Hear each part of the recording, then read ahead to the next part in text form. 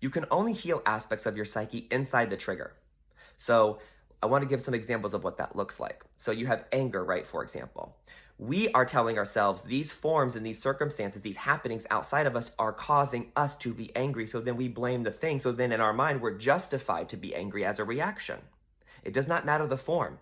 And because of that, we are God and we are creators in that way. So whatever we choose to perceive and then make real and react, the universe will give us more of that because that's what we're telling the universe is true for us. And so you have two choices when anger pops up or anxiety pops up, whatever pops up in you. You have two choices to reinforce it. So then every time you find a reason to justify anger, then you're just telling yourself and the universe that you believe in anger. And so more of those circumstances to cause you anger will come to you. Or you can reinforce something else. So this is where we want to practice that forgiveness prayer. I'm determined to see this differently. Every time that thing, whatever the form is causing you anger because it's your belief in anger that's dormant. You're not consciously running around angry. Some people are, but it's more of the subconscious dormant system. That's why we don't realize we're applying anger to everything or we're applying anxiety to everything. We think it's specific to the form. And so in the healing mechanism, we think we have to drill down to that specific form. Why is that making me angry? You just have an addiction to anger, and your mind is going to find a bunch of diversified and nuanced ways to always apply it. And they all seem so different. So then there's always a reason to be angry.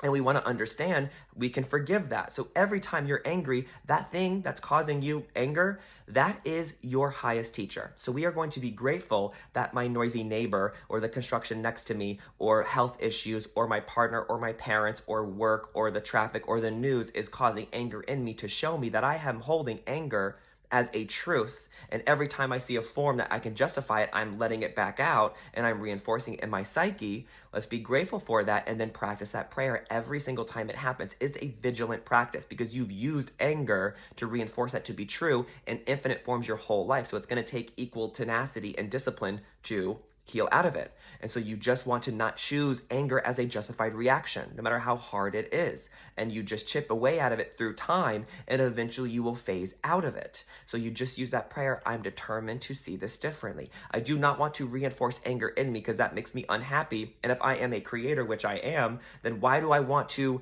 irrationally hold on to anger to keep causing that to me?